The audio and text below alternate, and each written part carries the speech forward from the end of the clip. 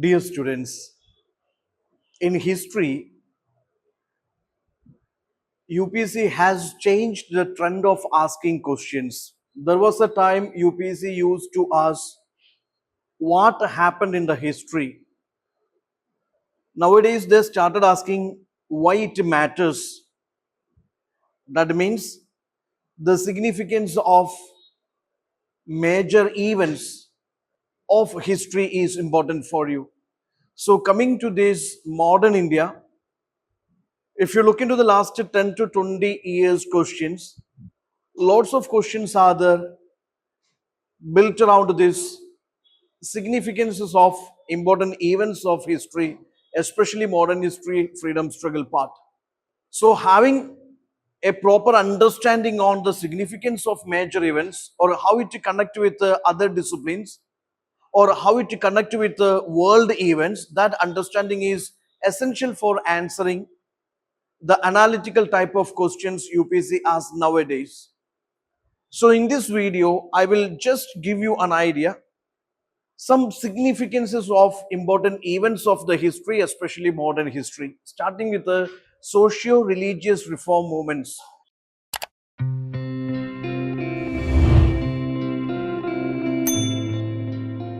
Socio-religious reform movements of 19th and 20th century. Why it matters? Because revivalist reformist movements essentially contributed to passage of lots of acts. See, there is Sati Abolition Act 1829, Widow Remarriage Act 1856, Native Marriage Act 1872, Age of Consent Act 1891, Child Marriage Restraint Act 1929, Shraddha Act 1929. So the question is that UPSC asks why this act is passed, or what is the crux of this act, what is the aim of this act, who all the personalities associated with this passage of the act, who all opposed to supported these various legislations during this British India. Okay, so these are outcomes of the socio-religious reformist movements of 19th century. Similar way, it's having limitations and achievements. When you answer the questions in the mains also, understanding the limitations and achievements, the merits and demerits will help you to have a balanced analysis of questions related to evaluation of socio-religious reform movements. So here some limitations of socio-religious reform movements. Of course, narrow social base. The social base limited to this urban upper class or elite class, not reaching up to the rural class. See, blind faith in the foreigners. So these reformers or these educationists or the intellectuals, they had that much faith in this justice system, fair play of these foreigners. They couldn't realize the true color of these foreigners, true intention of the foreigners. Protest from Orthodox people. Many of the liberal reforms, they questioned the authority of this orthodoxy. So there is protest from Orthodox. Widespread illiteracy. So the educated intellectuals or reformers, they promoted the idea of renaissance through newspapers, journals, magazines. But since large segment of the population remained illiterate, it couldn't penetrate properly into every segment of the society. Lags all India character. Socio-religious reform movements, they're limited or confined to certain areas. So for example, Bengal Renaissance limited to Bengal, Punjab Renaissance limited to Punjab, or the South Indian Renaissance confined to South India. So lacking a pan-India character was also its limitation. The neglect of medieval India, most of their inspiration, reformers, especially revivalist leaders, they took inspiration from this ancient glory of India. So there is negligence to ignorance to these medieval achievements. So that eventually leading to this birth of communalism in India. That is something, the limitations. Now coming to the achievements, women emancipation, be it reformist or revivalist movements, be it Brahma Samaj or Arya Samaj, or it is Prarthana Samaj, or it is Theosophical Society, or Aligarh movement, any movements, all focused on women empowerment, women emancipation, women education, then these rights of women, then they promoted universal education, and they asked for legislative interventions for end of certain or abolishing certain social evils. Then they promoted the idea of social equality. They were against the caste-based rigidities. They promoted directly or indirectly, they promoted the idea of this nationalism. For example, Swami Dayanand Saraswati, okay, his idea of Swaraj. Then scientific rational approach. So these reformers, they promoted the idea of rationalism, liberalism, or rational outlook in the scientific outlook in the thoughts and these actions. Okay, so these are the achievements of these socio-religious reform movements. Based on this, they can ask questions. Okay, they can ask questions in the prelims. See, the reformist movements, revivalist movements, mostly they were urban phenomenon. So this in the prelims itself, they can make it as a question. For example, reformist revivalist movements, whether they percolated to rural tribal areas. See, never, because it was an urban phenomenon. It was an urban phenomenon. Spread of the movement, regional in reach, but universal in vision. So the same sentences can be, put in these prelims multiple choice questions, as the choice they can ask. So please have an idea the character of or the significance of this socio-religious reformist movement. Similar way, tribal movements of this 19th, 20th century. Already UPSC asked about what was the central or essential demand of these tribal uprisings or central reason for the tribal uprisings. They asked about the characteristics of tribal uprisings. They asked about different tribal uprisings like a Sandal Hul or this Munda rebellion or the leaders or maybe their significance. So always understand why tribal movements matters in modern history. Okay. See, the causes were like this because of the change in the relations with the forest or because of the land revenue settlements like a permanent settlement, Mahalwari settlement, etc. Because of this act of the Christian missionaries and because of the influx of non-tribals as this, money lenders or revenue collectors or these capitalists or business class, their entry into tribal areas disturbed the tribal life. It affected their self-sufficiency. Then colonial interferences in the form of passage of lots of lords which eventually disrupted the traditional way of living of these tribals, then exploitation by moneylenders and landlords. So all these eventually leading to these tribal uprisings in different parts of India in 19th, 20th centuries. And their characteristics were like this. Tribal uprisings, wherever it happened, in the north or central India or in the south or in the Coromandel coast, you see, they were anti-colonial in nature. They maintained an ethnic ties, localized and isolated, and the leaders always claimed divine interpretations like Birsa Munda and the leaders. They were violent in nature and also they were characterized by unequal warfare. They used these typical traditional weapons, British used modern weapons. So most of them were ruthlessly suppressed by this British. Understand what is the characteristics of tribal uprisings. So similar way, there is nature of revolt, India's first war of Indian independence. See, the nature of revolt is defined like this. Sepoy Mutiny by Sir John Lawrence and Sir John Seeley. Hindu-Muslim conspiracy by Sir James Outram and W. Taylor. Conflict between civilization and barbarism, opinion by T.R. Holmes. It's a racial war. It's war of Indian independence, Veer Savarkar, Ashok Mehta. Partially national war, Dr. Surendranath Sen, R.C. Majumdar. It's a struggle against foreign feudal bondage, Karl Marx. So these are the different opinions about the nature of 1857 revolt.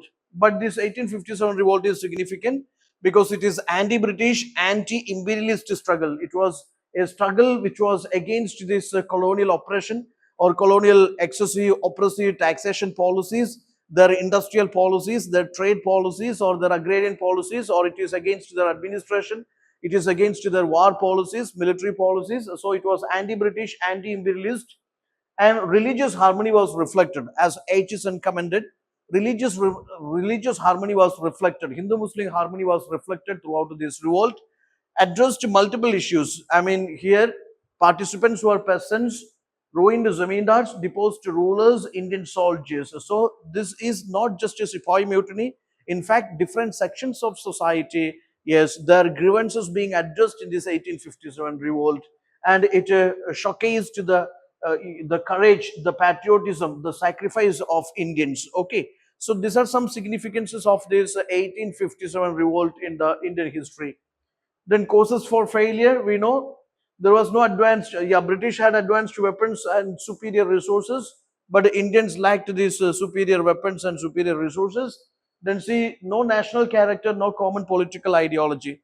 We know that different centers and different leaders of 1857 revolt, they fought with different intentions. Some are for pensions, some are for cancellation of doctrine of lapse, some are for some are against this raid of confiscation of their land. So here a national character was missing, national leadership was missing, or a common ideology was missing. Then see unorganized and ineffective leadership, then no middle class participation, intellectual participation, rich merchants participation, because they felt that it is against their interest, okay, or it is against modernity. Then see British advanced with the modern means of communication and scientific innovations, inventions and modern weapons. Also some native rulers, Sindhi of Gwalior, Holkar of Indore, Nizam of Hyderabad, Maharaja of Kashmir, Ranas of Nepal, they extended their loyalty to British. So these are multiple reasons why this 1857 revolt was a failure, or to some extent why it couldn't be, a grand success. But outcome, significance, why it matters, because this was already asked in the mains examination also. In the prelims also, you can expect multiple choices.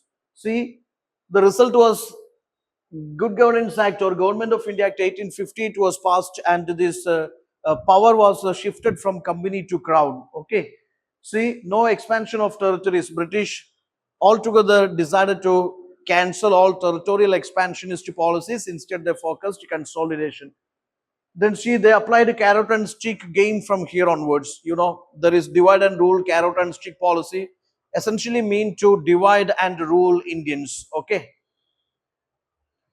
Indian appointment as per qualification. According to this, after 1857 revolt, they decided, yes, and said there will be appointment of Indians as per qualification, even though it was in paper. Respected rights, honors, dignity of Indian princes. Yes, there is change in the policy with Indian princes, subordinate isolation to subordinate union, development of railways and communication. Also, they decided not to interfere in the India's socio-religious cultural issues. Then they put restrictions on the press. They started supporting these zamindars, and they adopted policy of divide and rule. Also division and counterpoise in the army, so that if more Europeans are there, yes, the future conflict by Indian soldiers in the army could be avoided.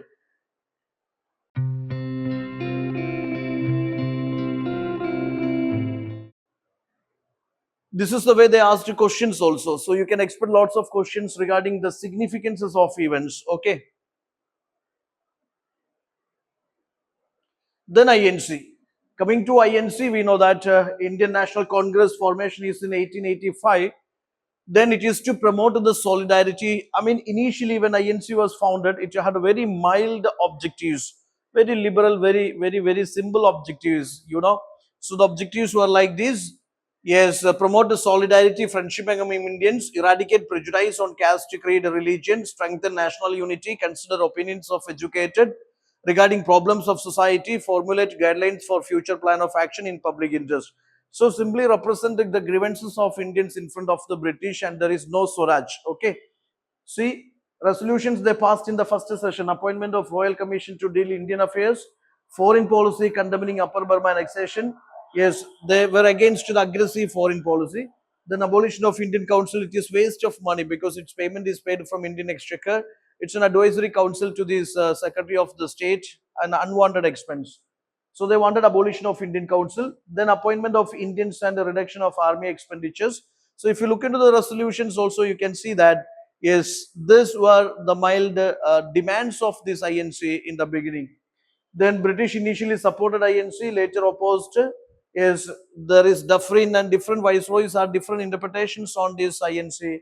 Dufferin, factory of sedition, microscopic minority of the people. These were his opinions about INC, later stage. Now, in the INC International Congress, initial wing was moderate, then comes extremist. So, UPSC in mains already asked how to differentiate or distinguish these moderates and extremists, their character or their achievements. So, coming to moderates and extremists, moderates, you see their social base was, this is not 29, this is Zamindars. Zamindars and upper middle class was the social base of the moderates. But extremists, you see that educated middle class and lower middle class. Still, it is not this rural class, it is urban. It is urban. But you see, coming to extremist, urban, educated middle class, urban, lower middle classes become the social base of extremist. Much wider social base they had.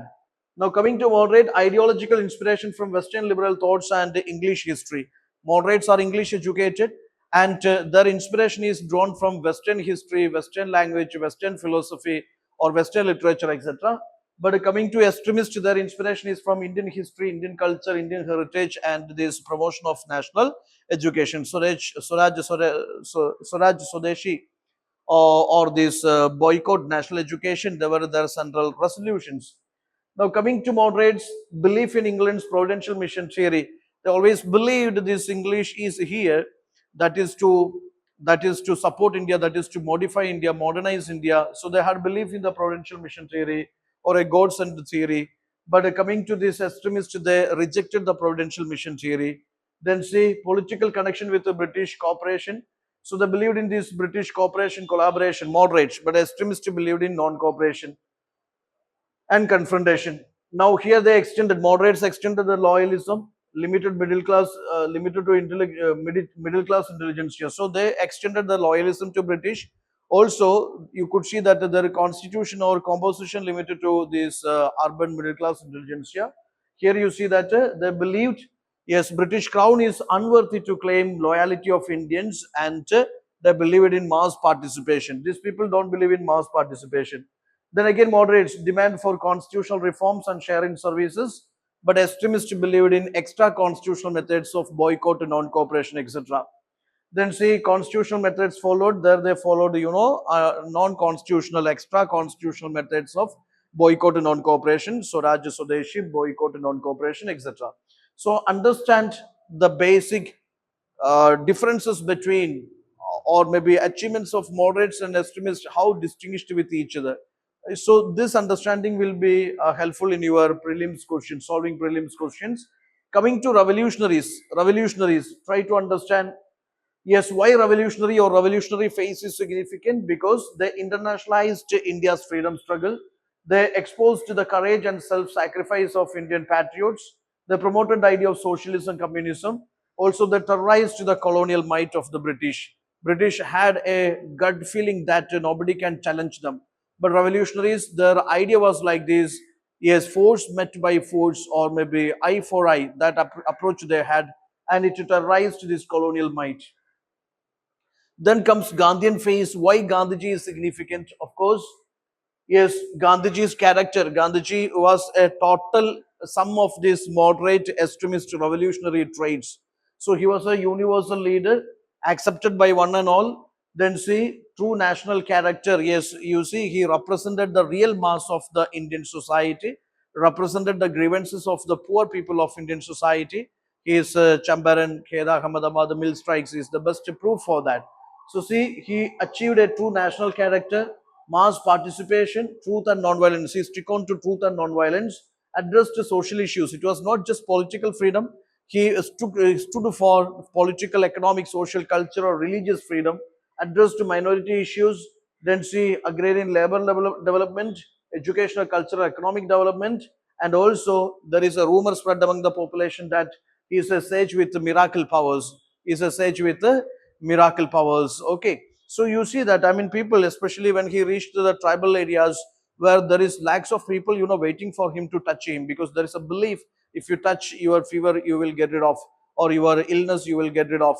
And there are certain areas when Gandhiji reached, it was, not raining for long, and with Gandhiji's arrival, there comes rain. So this kind of the beliefs also, maximized the popularity of Gandhiji. Then see nation building, secular state, religious tolerance, support from all over India and abroad. All these are the essential characteristics of Gandhian phase, or these are the factors why Gandhi is significant in the history, or why Gandhian leadership was accepted by all. Okay, so why Gandhian leadership matters? This is the solution. This is the answer to that question. The non-cooperation, why it is significant, why it matters? Because Hindu-Muslim unity is reflected. Shraddhananda, Saraswati was given that pulpit of Jama Masjid to deliver the speech.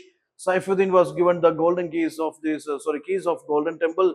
So it reflected Hindu-Muslim unity. Khilafat non-cooperation reflected Hindu-Muslim unity. It focused on village reconstruction and focused on this self-panchayats and this self-sufficiency, charka and khadi promotion. Then see criticism mixing religion with the politics. There also a criticism came that in the politics, national politics, there shouldn't be religion. But Gandhiji believed if that religious matter is it's so powerful to nationalize an event or mobilize the mass, then there is nothing wrong in that. Need for freedom through particular demand. NCM spread the nationalism in every nook and corner. Lost fear of this mighty repressive system of the British. It was a real mass movement. Yes, that is, millions of these, or maybe lakhs of these poor people, including women, students, peasants, artisans, participated in NCM. All these reasons why non-cooperation movement, Khilafat non-cooperation movement is matters, or why it matters because of this. Then see, similar way coming to the Sorajist era. Why Sorajists are significant, or why their era matters in the history? Because they outvoted government several times. Okay, they were this parliamentary wing of the Congress. They contested the election, entered the parliament. There they constantly demanded for this self-rule. Okay, so they demanded self-government, civil liberties, industrialization. They defeated the Public Safety Bill 1928, and they filled the political vacuum when the Congress had no activities. Then they showed uselessness of 1919 reforms and this diarchy. Then council they used as an arena for political fight. So these are, you see that these are some glorious, or these are some milestone achievements of this Surajist. At the same time, they had limitations, drawbacks also. They lacked coordination. Then see council work plus mass struggle. I mean, coordinating this council work and mass struggle, it was not that perfectly done by them. Then obstruction has limitations. I mean, in the parliament, you outvoted this bill several times, and the next step of the government was, they arrested and deported these people or put them out, and they passed the bill. Okay, so obstruction has its own limitations. They failed to support Bengali peasants, even though they go to the vote of the peasants and they win the elections. While in the parliament, they were unable to, or they couldn't address these concerns or grievances of Bengali peasants in a proper manner. Then see conflicting ideas, coalition partnerships. Okay, responsivist, non-responsivist.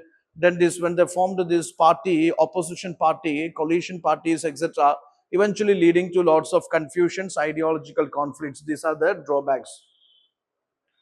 Then CDM with this coming to CDM with this NCM, you can see that coming to CDM, why CDM is significant. NCM stood for addressing two wrongs, that is Khilafat wrong and Punjab wrong. But coming to CDM, they demanded Purna Swaraj, complete independence. Okay, then see, it is not just addressing two wrongs, here it is demanding for complete independence. Violation of laws from beginning, not just non-cooperation. So, in non-cooperation is just non-cooperating with the British system, but in CDM, you see there is complete violation of British unjustifiable laws. Okay, then see Muslim participation was comparatively less in CDM comparing with the NCM. In NCM, there is Hindu Muslim participation was bigger, and no major labor upsurge, large participation of peasants and business class. INC organizationally is so stronger in CDM, more political prisoners. Okay, all these are certain significances of this CDM comparing with the NCM. Now, Quit India movement. Coming to Quit India movement, the significance is like this. It was spontaneous rising of people, spontaneous rising. All leaders were arrested and deported or jailed, and the leadership comes into the hands of the common people, and without any leaders, you see the people came into the streets, and it was a spontaneous event. So Quit India was a spontaneous event, spontaneous movement. It was violent, non-violent combination. Then say violence and non-violence is the demand is for independence as immediate agenda. They demanded for independence, that is immediate agenda, no more compromises. Then see bravery and total sacrifice is reflected, and communal harmony is reflected, no communal riots. These are significances of Quit India movement. So this is the way, yes, please try to cover from ancient to modern the major events and why each matters, because why each matters, that become the central point for framing questions for UPSC. Lots of recent analytical conceptual questions are built around this particular aspect, why it matters. Stay tuned, all the best. Okay, this series will continue, all the best. Please subscribe the channel if you find it useful. Thank you.